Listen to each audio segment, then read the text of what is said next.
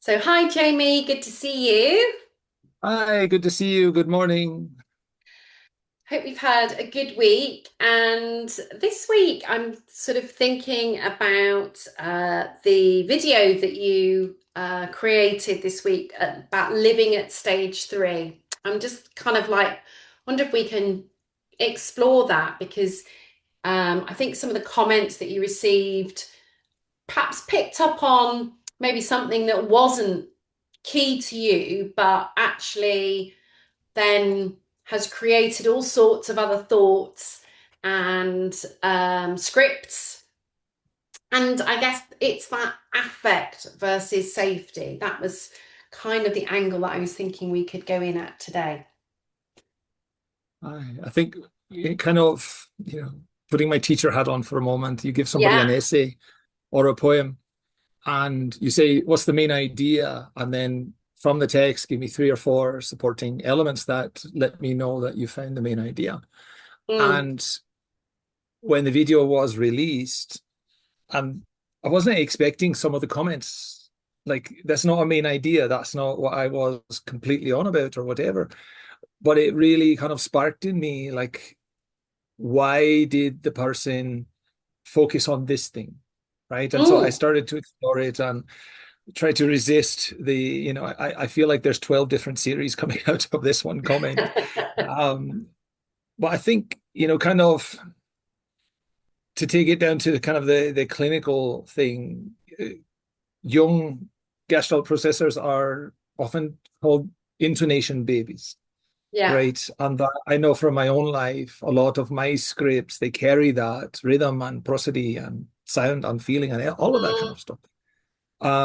But in the piece, I mentioned very kind of casually how it seems oppositional that we are intonation babies, but those of us that are autistic and gestalt processors, we have to contend with that descriptor of autistic life, that we have Yeah. flat affect, right? That kind of diagnostic, Jaime has flat affect.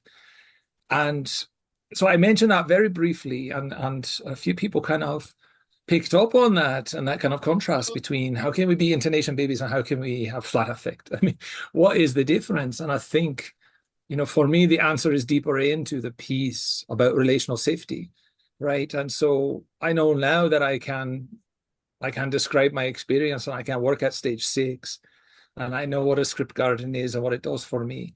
And I know relationally that when I'm at stage 3, again, there's a safety issue, there's a health issue, there's a security Mm. issue. If I can only give you one word and it doesn't sound like me, something's wrong, right? And so I was thinking about that in terms of, how safe do we autistic people feel? How free are we to not be where other people think we should be in a Mm. relationship or in a situation. And I And the think, more free we are, the safer we feel, the better we do. yeah. And actually, I guess that's quite key thinking about when working with autistic children and young people. Safety is the first thing in my mind.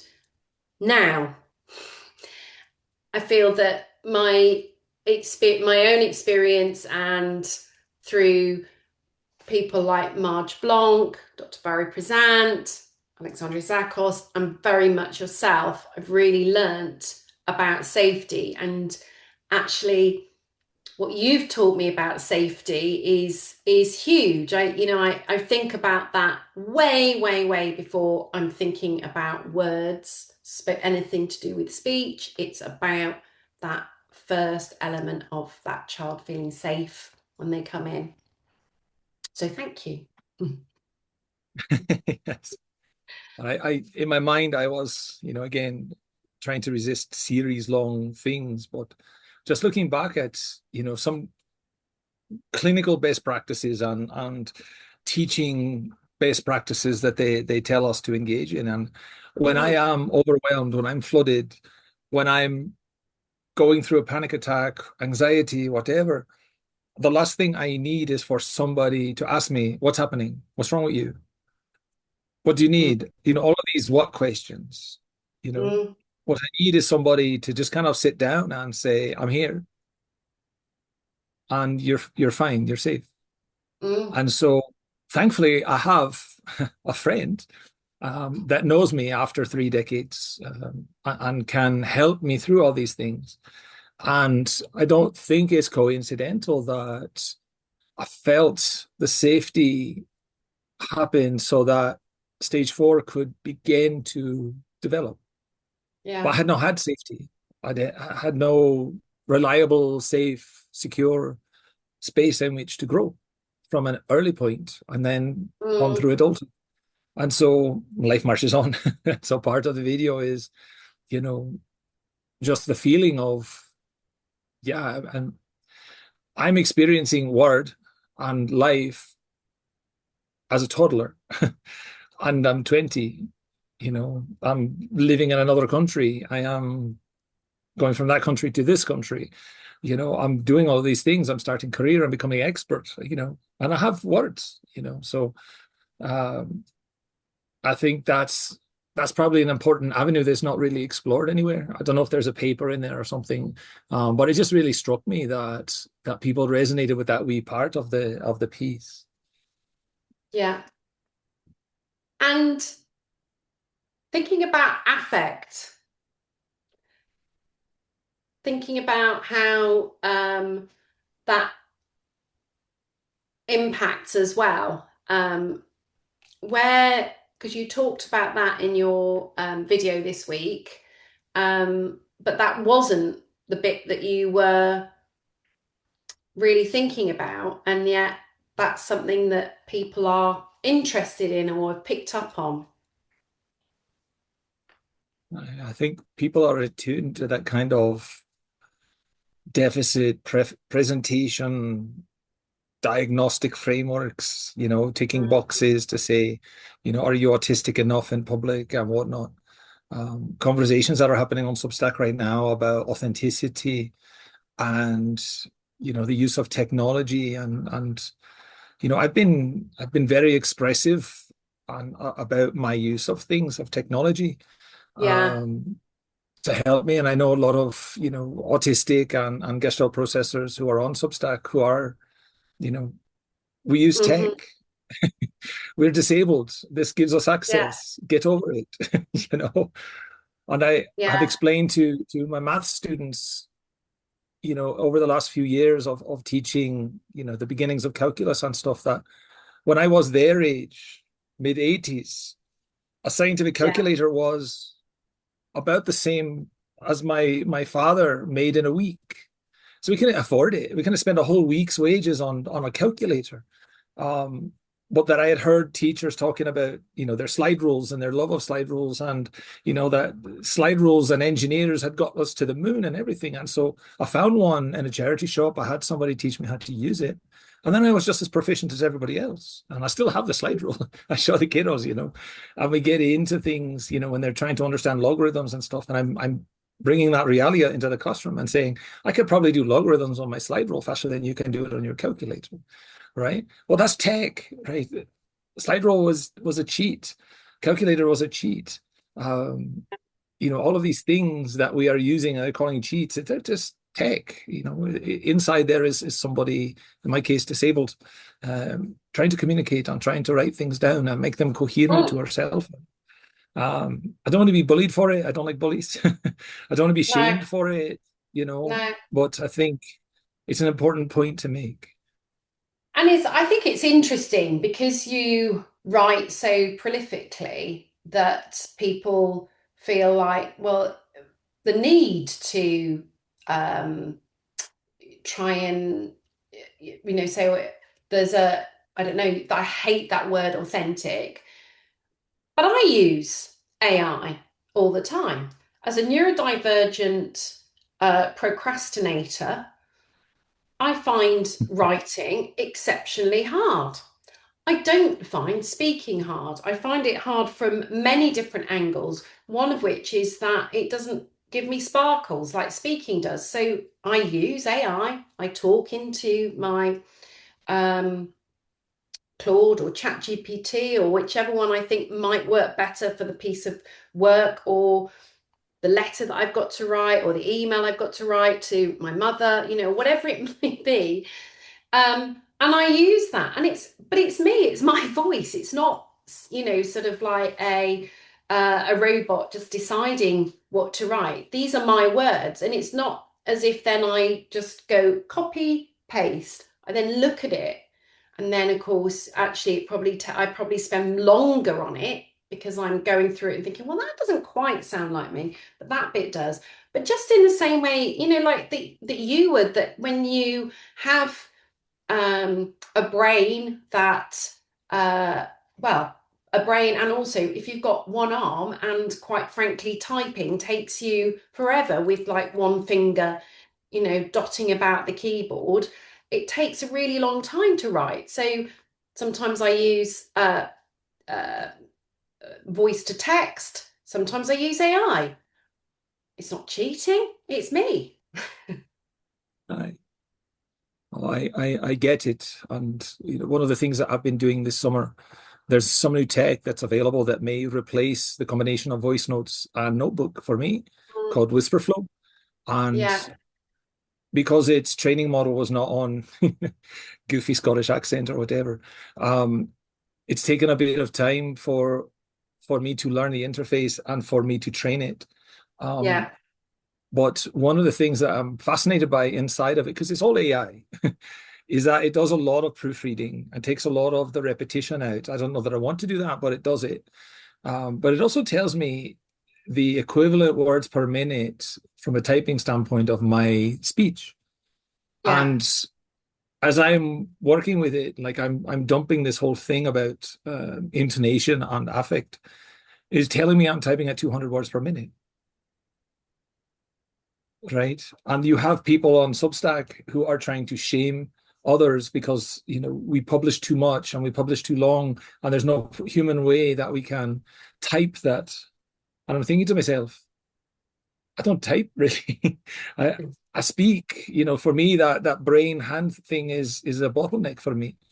Mm, Um, but this is promising. It also costs money, and so I need to weigh whether or not my kind of combination of free stuff would be better suited paying the money. But so far, I was kind of shocked by that. Like I can, when I'm yelling at the notes, the equivalent is 200 words per minute. mm, You of know, course. and yeah, so that's a bit of where the prolific things come from, and me asking Gemini notebook, to pull the parts. Here's the whole of it. Now find me. Is this 5 articles? Is this 12 articles? What are the quarter turns here? And it takes time to train, the different models to your own style and stuff. But it was just like learning slide rule. You know, Yeah, I can probably do logarithms with a chart in my head, but why spend the extra time? exactly. Exactly. So, um, what would you feel about, so thinking about living in stage three, what, but from my understanding of our conversations, that stage three for you comes and goes, in that when you're um just, if you're not in a good place or sick or overwhelmed or just at that point of total, everything's too much, that you might go into stage three. But stage four happened a long time into your adult life, right?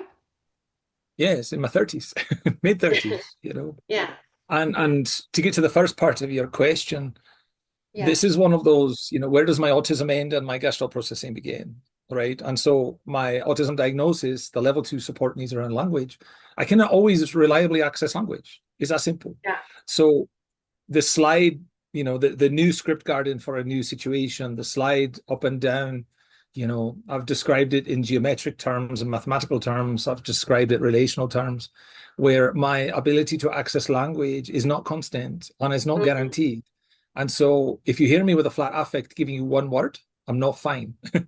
I'm having some kind of issue. Um, and so for me, it's a very dynamic thing. The safer I feel with somebody or a situation, the better I am. So professionally, if I'm in a new space, I'm at a training conference or something, and I'm just there listening, I don't feel comfortable. I don't feel welcome. I'm down at stage three again. Yeah. I don't have reliable access. And this is like, is this my autism showing its face? And, I don't know where that line is. But I think it's, you know, the ability to move from stage three to stage four involves safety. It Mm. involves the freedom to explore what the relationship is inside of that sentence. What is, because that sentence is kind of an original creation now. And I'm pulling these words out of the holes that are in this massive warehouse full of barrels of holes. And I'm putting something together, and I have to make sure that I can start with something and end with something and it's coherent. And oftentimes Yeah. it will not be, right? And so do I have the safety to sound kind of foolish at the end? It didn't work. I'm sorry. Let me start over. So over on the other Substack, I relate a story about a situation that happened in secondary school around, I don't know if it's just an American thing, the Sadie Hawkins dance, where the girls ask the boys. And, I was asked by a classmate, would I like to go to the dance? And I love dancing. I love, having fun. And so I said yes, right? One word. And it was the correct response to would I like to go to the dance? Because of course I would love to go to the dance and I love to dance. Yeah. And then another classmate asked, would you like to go to the dance? And I have the reliable response, yes. So a third classmate asks. And of course, because it has been working, I use it again, yes. And then, Friday night comes and I'm looking like the biggest jerk on the planet because there are three really nice girls and they're expecting all of these relational things that were embedded in the question, exclusivity, etc. I had no idea, right? I just want to dance, we're all here. I'm thinking maybe, I don't know what I'm thinking, but I'm a bit panicky because I don't understand what just happened. You asked me if I wanted to go to the dance, I'm here. you know. Yeah. And I don't have any scripts to get around that. So it just, it turns out I look like a big jerk and the evening's ruined for these poor girls and all of that kind of stuff. But that's stage three in a nutshell, right? There is Mm. no relationship within the words. There's no relationship in that sentence to other concepts and stuff. It is just a very specific request and a very specific response. And for me, a best attempt at that word that's going to satisfy you. And, to go through adult life, up into my mid 30s with one word, maybe two. Hmm. I had to chart a career where that was possible, so the things that I did in life didn't require words. And I think, I guess for those of us, either who are parents of GLPs or who support GLPs, particularly who have maybe got into stage four and above, we notice that when in a stressful situation, when everything is like feels like the world is crumbling, exactly what you've described. And sometimes it might be stage three, sometimes it might just go straight back to stage one, because that's the bit that helps to regulate, helps to stop that really horrid feeling of being totally and utterly overwhelmed. But it also sometimes looks like complete silence and just with no language at all. So it sort of, it can really vary.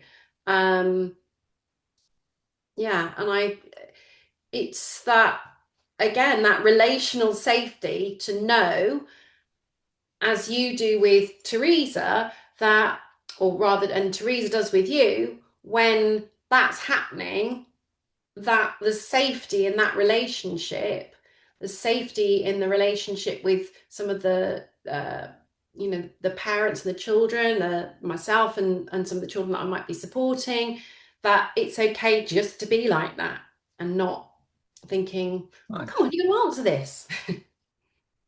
right, right. And I think it works, for her and I because we're friends and Yeah, we've been friends since the day we met. And when you're friends with somebody, the dynamic is totally different than, parent and child or teacher and student. yeah, The performance of it, the metrics of it, all that stuff goes away. You're just yeah. friends. You're just chatting to your mate. And the fact that Teresa is so effortless with her language, and I struggle so with my language. It's almost like opposites attract kind of thing. Mm, But yeah, I think the safety of it is just so vital, and that's why in my own classroom I try to create that relational safety. Um, simple things that you may not think is simple can make all the difference in the world. mm. And I think that's a really strong message for lots of people that are listening to take away, is about that relational safety is first and foremost.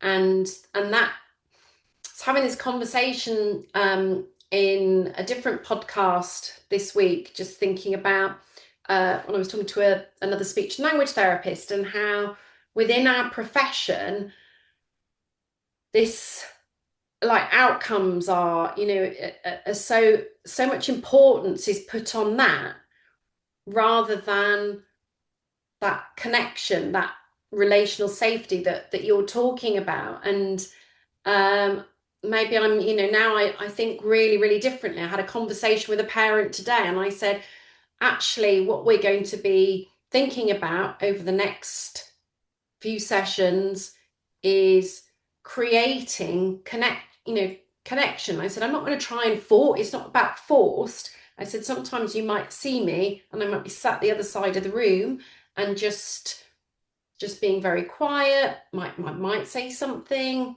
I'm going to make sure that I'm thinking about your child, so that when they walk in the room, they know that I've thought about them, because there are things there that I know from what the parents said that is going to be really enjoyable to them.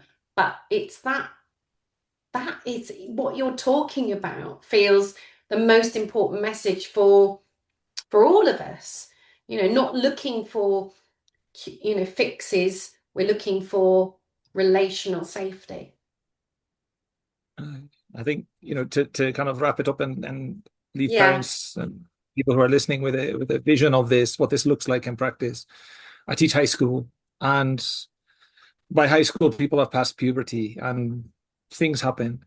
So I have first aid, I have period products, I have bathroom pass, all near each other, right? And so the first aid and period products and stuff are in a book bag that's Sanrio, it's cinema roll, right? So if a child feels, if a young girl says, in front of the whole class, do you have period products? Obviously, that's embarrassing, right?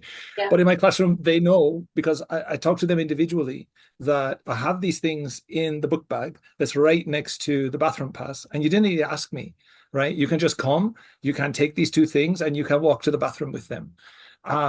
So if you're walking with a box of period products across the campus, is probably a bit embarrassing. So I'm trying to take all of that kind of anxiety around, I'm having a crisis right now, and just, kind of take the energy out of that. Just grab the book bag, grab the hall pass, go out, handle it, come back, no fuss, no, nobody yeah. really needs to know. I mean, obviously all the girls in the class know exactly what's happening, but they've done it too, so it's no big deal, right? But No. as they're walking, across the campus to the restroom, nobody need to know what's going on, and that's kind of it in a nutshell. How can you accomplish something very personal and delicate and emergent Mm, without words, right? And yeah. so I can give them the scripts ahead of time. I can say, here's the protocol that we'll use. Just come and get it. It's fine. I trust you. You're in high school. You got to use the bathroom by yourself. I think that's a bigger problem.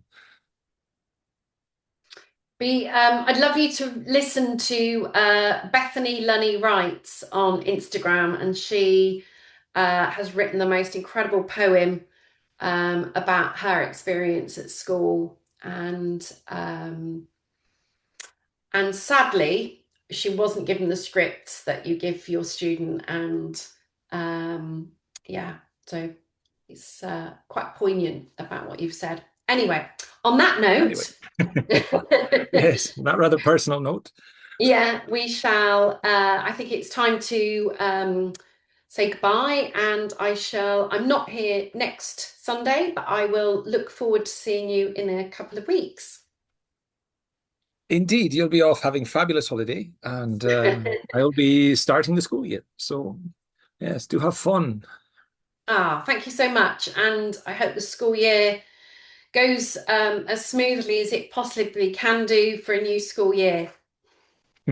Yes, you're ever the optimist. Okay, see you soon. All right, see you. Bye bye. Bye.